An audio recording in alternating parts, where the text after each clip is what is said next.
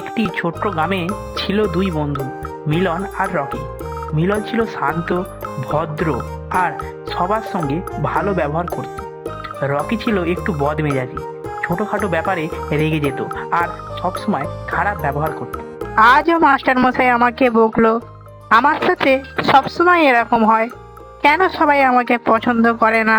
Rocky, তুমি যদি সবার সঙ্গে ভালো ব্যবহার করো তাহলে সবাই তোমাকে ভালোবাসবে। রাগ করে কিছুই ঠিক হয় না। একদিন মিলন আর রকি বাজারে যাচ্ছিল। তারা দেখলো এক বৃদ্ধ মহিলা ভারী ঝুড়ি নিয়ে কষ্ট করে হাঁটছেন। চল আমরা দিদিমাকে সাহায্য করি। আমার তো খেয়ে দে কাজ নেই, আমি কষ্ট করতে পারবো না। মিলন দিদিমার কাছে গিয়ে হাসি মুখে বলল, দিদিমা, আমি আপনাকে সাহায্য করব, আপনার ঝুড়িটা আমাকে দিন। তুমি অনেক ভালো ছেলে, ঈশ্বর তোমার মঙ্গল করো।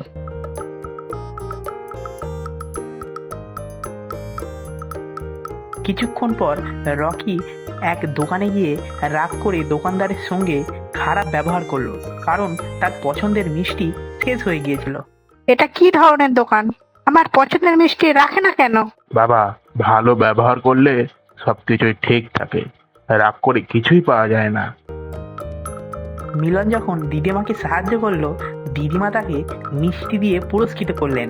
অন্যদিকে রকি খারাপ ব্যবহারের জন্য দোকানদারের কাছ থেকে কিছুই পেল না। দেখলে রকি, ভালো ব্যবহার করলে তার ফল সব সময় মেলে। রকি তখন বুঝলো যে তার খারাপ ব্যবহারই তার সমস্যার মূল কারণ। তুমি ঠিক বলেছিলে মিলন। রাগ আর খারাপ ব্যবহার করে আমি কিছুই পেলাম না। আমি আজ থেকে ভালো ব্যবহার করব। মিলন আর রকি সেই দিন থেকে ভালো ব্যবহার আর ধৈর্যের মধ্যে জীবন কাটাতে লাগলো। তারা বুঝে গিয়েছিল যে ভালো ব্যবহার সবকিছু ঠিক করে দেয়।